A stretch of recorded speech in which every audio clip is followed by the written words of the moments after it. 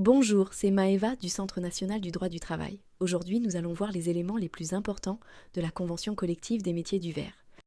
Cette convention s'applique aux industries de parachèvement, valorisation, transformation et commercialisation d'articles en verre, quartz et cristal sur l'ensemble du territoire français, y compris les départements d'outre-mer. Les métiers concernés incluent le souffleur de verre, le verrier au chalumeau, le vitrailliste, le sérigraphe, le technicien des industries du verre et d'autres professionnels spécialisés dans la transformation du verre. Le secteur du verre est particulièrement innovant et diversifié, recherchant des profils qualifiés comme les techniciens recherche-développement, mécaniciens moulistes, conducteurs d'équipements industriels, responsables de fusion et techniciens de maintenance. Concernant la période d'essai, elle est déterminée selon la catégorie professionnelle du salarié.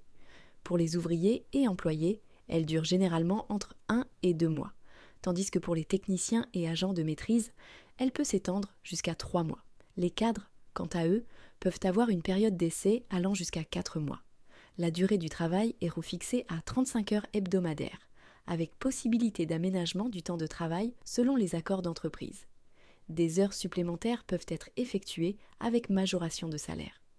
Les congés exceptionnels pour événements familiaux comprennent généralement 4 jours pour le mariage du salarié, 3 jours pour la naissance d'un enfant, 2 jours pour le décès d'un conjoint ou d'un enfant, et 1 jour pour le mariage d'un enfant. Parmi les primes prévues figure la prime d'ancienneté, calculée en pourcentage du salaire de base et augmentant avec les années de service, la prime de vacances versée avant le départ en congé d'été, et parfois des primes de productivité ou liées aux conditions de travail spécifiques. La grille de classification est structurée en plusieurs niveaux, allant des postes d'exécution aux postes d'encadrement. Les coefficients déterminent la rémunération minimale pour chaque niveau, tenant compte des compétences techniques, de l'autonomie, de la responsabilité et de l'expérience professionnelle du salarié. Cette convention collective IDCC 2306 garantit donc un cadre réglementaire adapté aux spécificités des métiers du verre, assurant la protection des droits des salariés tout en permettant aux entreprises de ce secteur industriel, l'un des plus féminisés, de maintenir leur compétitivité et leur capacité d'innovation.